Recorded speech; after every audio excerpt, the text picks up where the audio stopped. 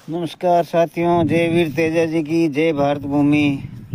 आज मैं लाइव आया हूँ। वैसे तो कई दिनों से आया हूँ लाइव में, और इसके पीछे कारण भी ये है कि ये मेरे दो नीचे वाले दांत दर्द कर रहे थे, इसलिए मैंने दोनों दांत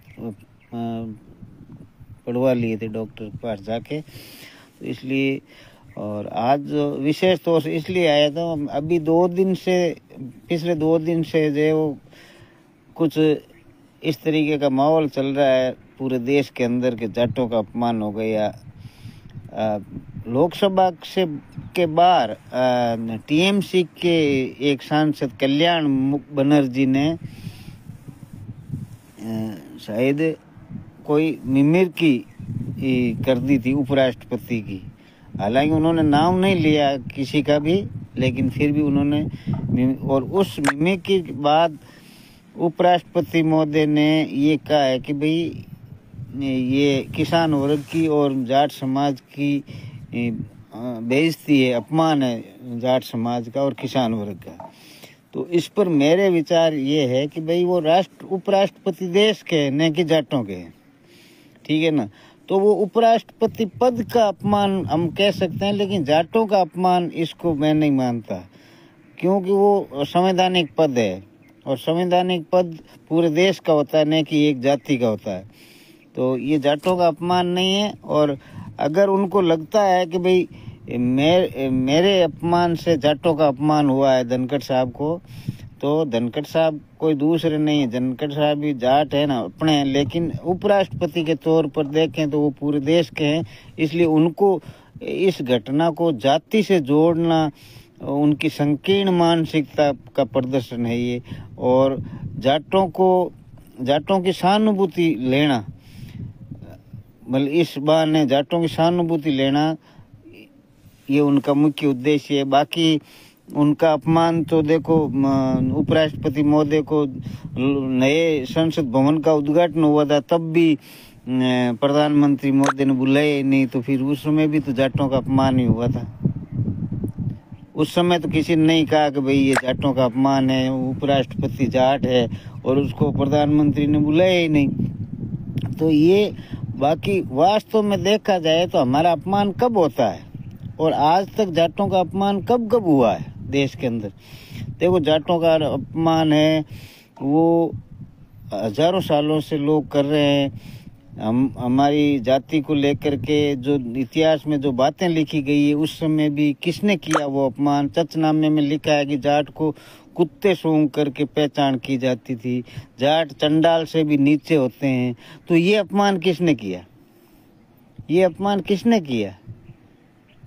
वही लोग आज हमें कह रहे हैं कि जाटों का अपमान हो गया, बड़ा प्रचार प्रसार कर रहा वही मीडिया। तो जाट जितनी बहादुर कौम और खेती करने वाली, युद्ध के मैदान में लड़ने वाली, और उस कौम की पहचान है वो कुत्ते सूंघ कर की जाती थी, चंडाल से भी नीचे। ऐसा जाटों में, मतलब इस इतना नीचता का काम जाटों ने क्या कर दिया था। जाटों का अपमान तब होता है, जाटों का अपमान तब होता है जब जाटों को पहले मंदिरों में नहीं घुसने दिया जाता था, तब होता था जाटों का अपमान। वही लोग आज जाटों के अपमान की दुहाई दे रहे हैं।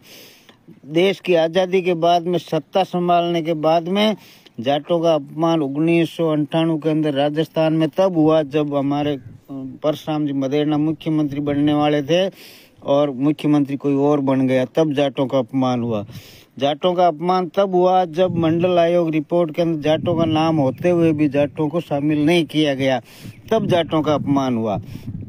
उसके बाद में अब अगर देखें तो जो हरियाणा में जाट आरक्षण आंदोलन हुआ था, उनके ऊपर जब अंधाधुंध गोलियां बरसाई गई थी बीजेपी सरकार द्वारा, तब हुआ था जाटों का अपमान, ठीक है ना।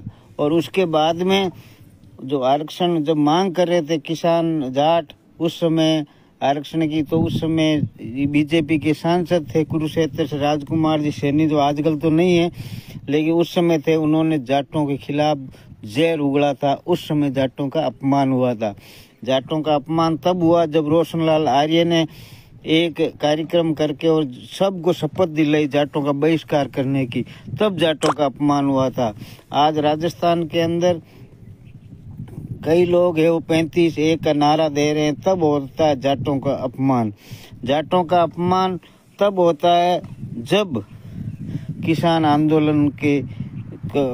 आंदोलन कर रहे जाटों के बेटों को प्रधानमंत्री ने लोकसभा के अंदर परजीविका मतलब होता है दूसरों पर आश्रित रहने वाला। क्या किसान वर्ग, क्या जाट वर्ग किसी दूसरी जाति के ऊपर या किसी व्यक्ति के ऊपर निर्भर रहा? नहीं रहा। लेकिन हमारे प्रधानमंत्री जी ने लोकसभा में कहा ये परजीवी लोग हैं, ठीक है ना। तब हुआ जाटों का अपमान।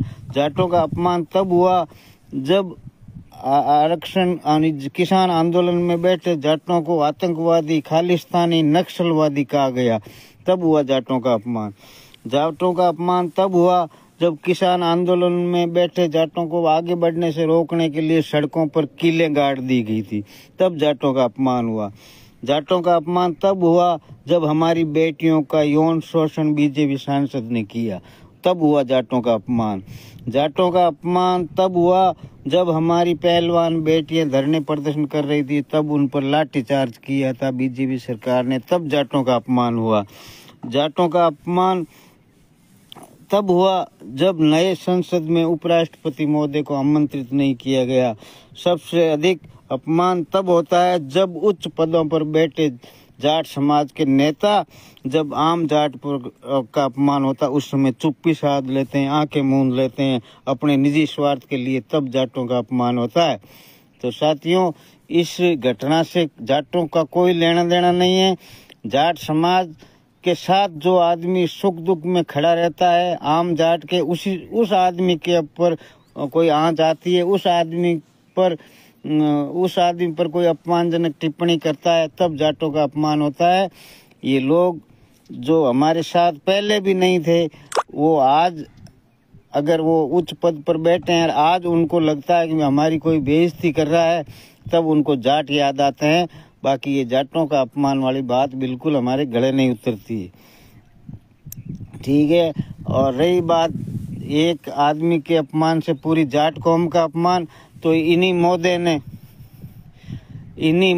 अपने धनखड़ साहब ने, उपराष्ट्रपति, राज्यसभा के नेता, इन्होंने राज्यसभा में कितने लोगों को राज्यसभा से निलंबित कर दिया। क्या उनकी जाति नहीं है जो सांसद निलंबित हुए? उनकी जाति नहीं है, उनकी जातियों का अपमान नहीं हुआ? आपने उनको बिना मतलब, जब एक संसद पर हमला करने वाले जो व्यक्ति थे वो किस बीजेपी सांसद के मतलब पर्ची लेकर के और सांसद में घुसे, उस सांसद का तो अभी तक निलंबन नहीं हुआ, और जो ये प्रश्न पूछ रहे हैं उनको सबको निलंबित कर दिया, तब उनकी जाति का अपमान नहीं हुआ।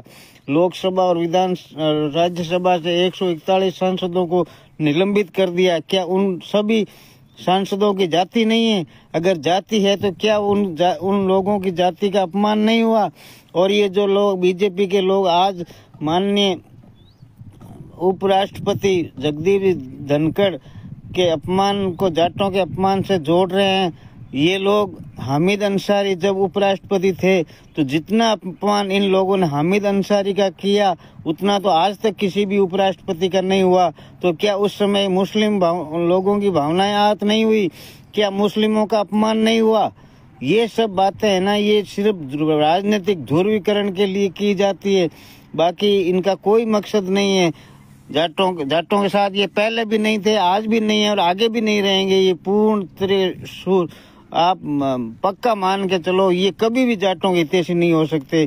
चाहे ये किसी भी जो ये विचारधारा है, इस विचारधारा की बात कर रहा हूँ, ये कभी भी जाटों के हितैषी नहीं हो सकते।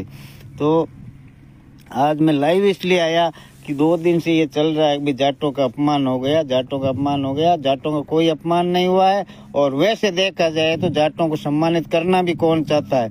सब अपमानित ही करना चाहते हैं, तो उसके अंदर एक कड़ी और जुड़ गई। लेकिन जाट जब तक बटे रहेंगे तब तक अपमान भी होता रहेगा जाटों का, इसमें कोई दो राय नहीं है। और जाट अब समय जो आया है वो बड़ा संकट पैदा करने वाला समय आया। क्यों कि एक विचारधारा जिन्होंने खाकी नेकर पहन ली वो जाटों के रहे नहीं। चाहे आप कितना भी कुछ कर लो, जाट सम्मेलन कर लो, जाट एकता की बात कर लो, और सब जाट एक संगठित हो जाएंगे, लेकिन जिसने एक बार खाकी नेकर पहन ली वो जाटों के साथ कभी नहीं आ सकते। ये पूर्ण, तो इसलिए जाटों का विभाजन हो गया। अब जाट पहले जैसी एक ताकत नहीं बन सकते, मेरा ये मानना है। बाकी इस संदर्भ में भी समाज को संगठित होकर के बैठ करके बात करनी चाहिए। और आज तो मैं इतनी बात करूंगा, जाट समाज के बारे में भी फिर शाम को या कल बात करूंगा अलग से। आप सब ने मुझे सुना, इसके लिए धन्यवाद। जय हिंद, जय भारत, जय वीर तेजा जी।